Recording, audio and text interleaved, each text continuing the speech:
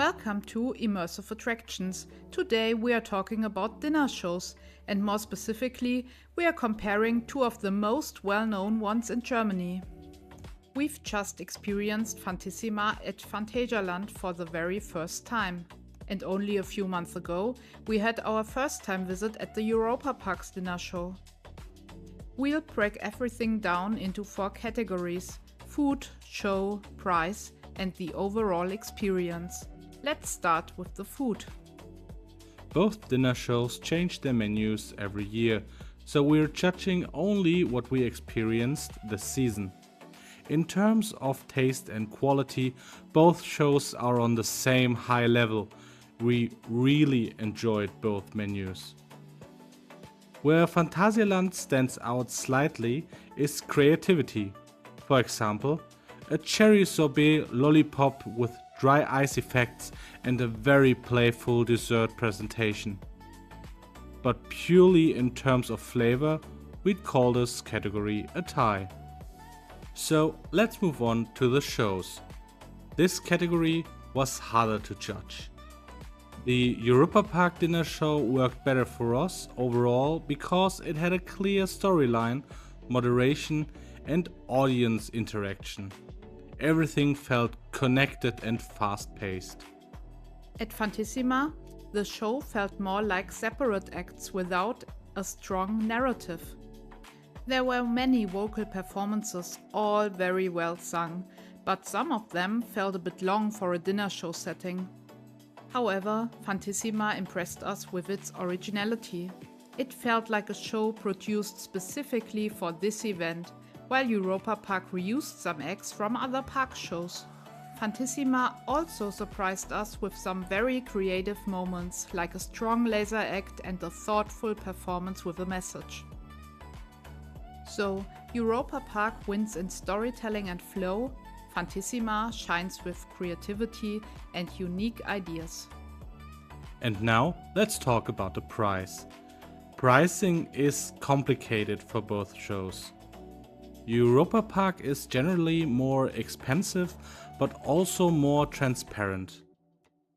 Mineral water is included in the cheapest package, and drink flat rates are available. Phantasialand is often cheaper, especially if you catch a good deal, but prices feel less predictable and drinks are charged individually, and there's only one flat rate for wine. We paid about 150 euros per person for the second highest seating category at Fantissima. That's without the drinks. For the 150 euros, you get the cheapest category at Europa Park. Last but not least, let's talk about the overall experience. This is where the biggest difference appeared. After the Europa Park Dinnershow, we immediately said we'd love to do this every year. After Fantissima, our feeling was more, we are glad we've seen it once.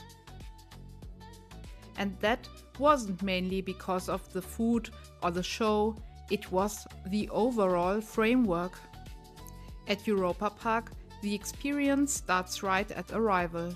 A spectacular foyer, bar, live music, theming, and a festive atmosphere.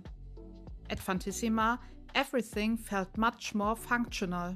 The seating arrangement can lead to limited views, even in higher categories, and the room design surprised us.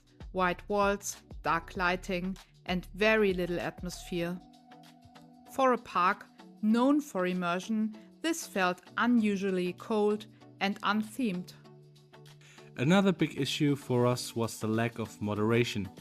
There was no host guiding us through the evening, no announcement of courses, and very little interaction with the audience. At Europa Park, everything is celebrated. The show, the food, the transitions. Performers stay present, music continues, and even serving the food feels like part of the show. Fantissima often felt more like a large restaurant, while Europa Park felt like a true gala event. So, what are our final thoughts? And keep in mind, this is of course just our personal opinion. Both dinner shows offer great food and strong performances, and we are glad that we experienced both. But for us, the overall experience at Europa Park was clearly stronger, mainly because of the atmosphere, moderation and immersion. Let us know in the comments, have you seen one of these dinner shows or even both? Thanks for watching. If you liked this video, make sure to like, subscribe and hit the bell to never miss one of our upcoming videos. And now, let's find the next world to get lost in.